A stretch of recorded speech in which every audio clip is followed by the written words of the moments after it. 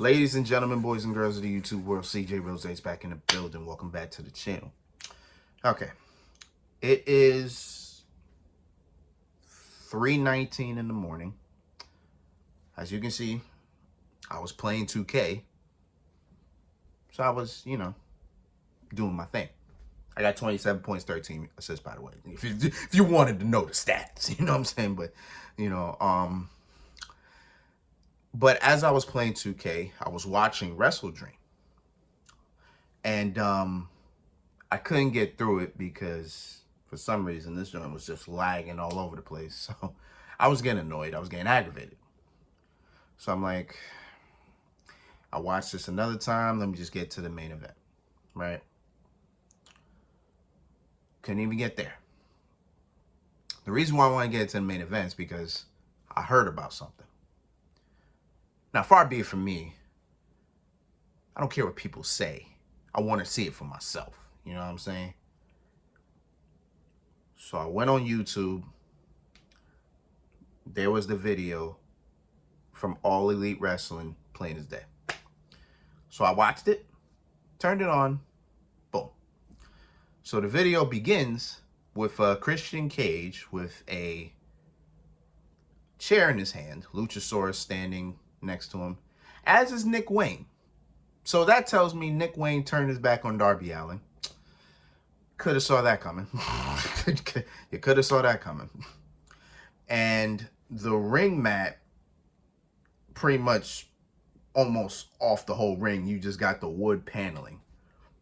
So as I'm looking at this, I'm like, this was a crazy match, wasn't it? This was a crazy, crazy match.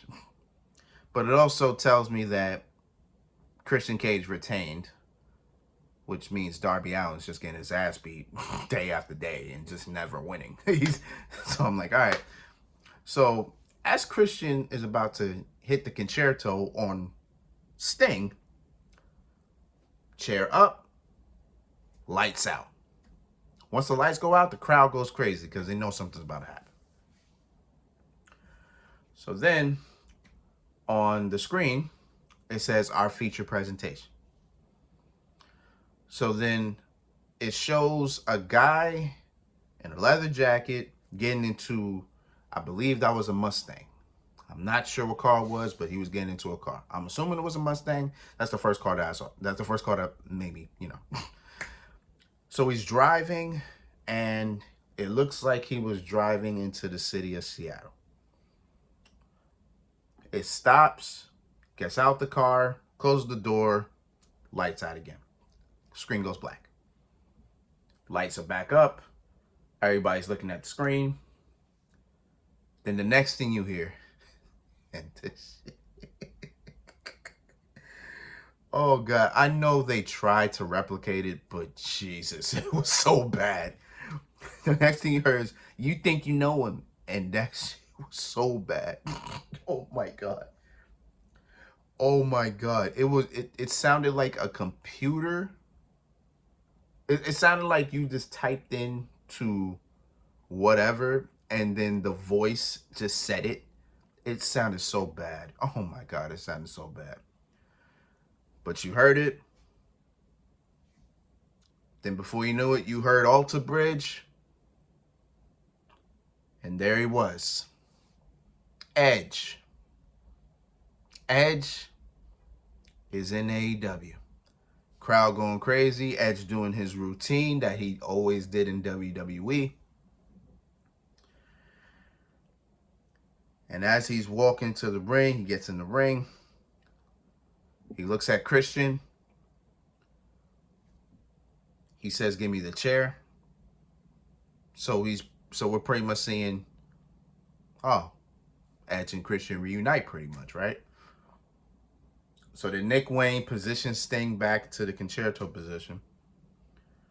Edge is holding the chair, looking at Christian, looking at Sting, looking at Christian. The amount of time he took, I think we already knew he wasn't going to do anything.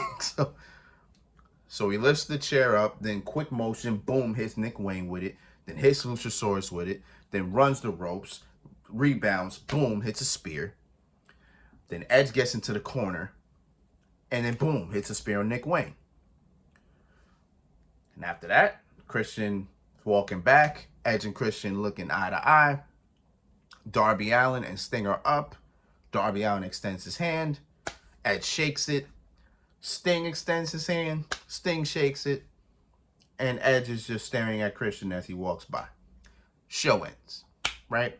Okay. Now that we got that out the way. How do I feel about Edge being in AEW? Well, let me tell you something. That moment, the whole entire thing was very surreal. First off, Edge and Christian were in the same ring together, and it wasn't a WWE ring. That's wild. Like, it's so surreal to really sit there and think about it. It's like, man, that's, what the hell? And then another surreal moment, Edge and Sting share a ring for the first time ever. That's super surreal, because I never thought we ever see that. But we did. Hey, I'm like, man, this is a moment. That's number one. Number two, I'm glad he's calling himself, his real name, Adam Copeland. I'm glad he's calling himself that. I'm glad he didn't take the time to think about a different name. Like, oh, what am I gonna call myself? No, just use your real name. Don't try so hard. You know what I'm saying? Don't try so hard. Number three, I'm very disappointed in WWE. At this point in time, I'm very disappointed in them. Because, and it's so crazy at that, because today, October 1st, well, it's not October, it's October 2nd now, but October 1st, Edge officially became a free agent. Officially. His contract expired, he's officially a free agent. Next thing you know, my man travels all the way to Seattle, and boom, he's on AEW. I also like the fact they also call him the Rated R Super. Actually, I don't like that. Actually, you know what? I lie. I don't like that. I don't like how he was called the Rated R Superstar in AEW. Because why didn't WWE trademark that? You trademarked his name. Why didn't you trademark his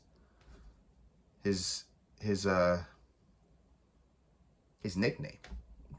like I don't like what is WWE doing? Like, they fumbling bags out here. It's crazy. But, again, I'm disappointed in WWE because here's the thing. Here's the thing that we need to understand. Edge didn't want to leave WWE. He didn't. I know for a simplistic fact that Edge did not want to leave WWE. Because in my mind, I feel he was a WWE lifer. You know what I'm saying? Like John Cena, like The Rock, like Austin, like Triple H. You know what I'm saying? Like The Undertaker. That, like, people like that, I'm assuming, like, okay, they're never leaving WWE. And Edge was one of those people that I thought he's not going anywhere. I think he said it himself. He didn't want to leave. But when you have somebody the caliber of Edge, who, if we're really being honest here, he left a lot of matches on the table. And that's what pisses me off the most. The amount of matches he still could have had. Like Edge versus Kevin Owens, or Edge versus Sami Zayn, or what was another match? Damn. I know some other matches. Edge versus Shinsuke Nakamura. Edge versus LA Knight. Edge versus Carmelo Hayes. Edge versus Braun Breaker. There's still so many matches Edge could have had. But they just wouldn't let him. They just didn't want to re-sign him for some damn reason. Edge didn't want to leave WWE. But at the same exact time, Edge didn't want to stop wrestling.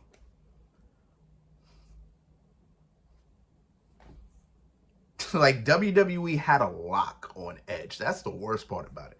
They had a lock on him because the fact that we know his time is very limited. So now it's like, you know, let's just lock him down for the rest of his career and he can just finish his career here. Boom. No problem, right?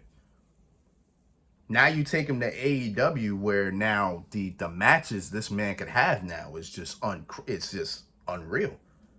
Like, my man could, and I know I keep calling him Edge, but that's what I know him. I know him as Edge. I'm not going to call him Adam. I can't call him Adam. I'm not used to that. And every time I hear the name Adam, I just hear Roderick Strong just yelling his name. I swear to God, I just hear Roderick Strong, and I just hear Roderick Strong in the distance. Adam! Like, I just hear it. So that's why the name annoys the hell out of me now.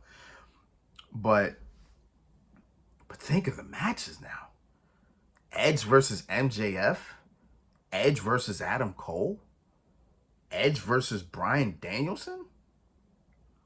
Which I don't believe they never had a match together. I know they were in a match together, but I don't think they've ever had a one-on-one. So that says a lot. Edge versus Jon Moxley. Edge versus Eddie Kingston. What's another? Edge versus Orange Cassidy. Edge versus Jay White.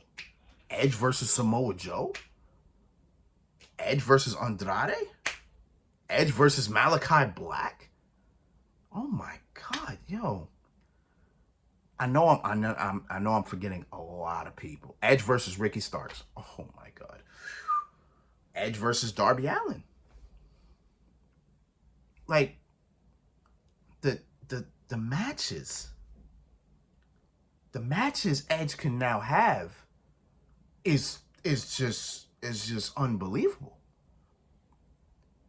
Like what the hell? Like, in WWE, he only had but just a little bit of matches. Again, I said Kevin Owens, that's the same as Shinsuke Nakamura, LA Knight. I know there's some other people. Oh, Gunther. He could have had a match against Gunther. I would have said Brock too, but man, Edge versus Cody Rhodes.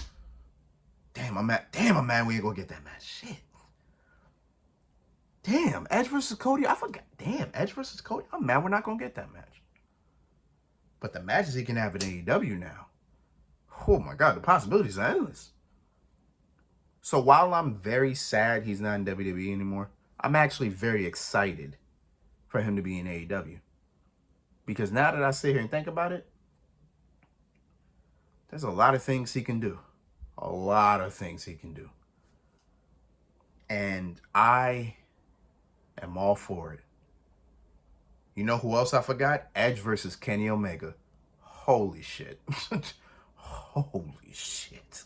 Oh my God. Hell, we can see... Damn, do we really want to see Edge versus Chris Jericho? Do we want to see an Edge versus Chris Jericho match in 2023? Or 2024? Like, oh my God. But damn. The matches that man could have, though. I'm excited. I am deeply excited that I actually get to see him wrestle still. And wrestle some hellacious matches. I'm with it. So let's get it. Let's get it. I'm with it. Dynamite's going to be interesting. I'm with it. So until then, it's been Rose, man. Thank you for watching. Thank you for all the love support. As always, Fastlane is this Saturday coming up. I will be here for the predictions between Wednesday and Thursday. Wednesday or Thursday, one of the 2 days. I'm not promising one day. I'm gonna pick 2, but you know what I'm saying. We're gonna get them then. Do our review. You already know how we do. So until next time, peace, love, 100. You hear it?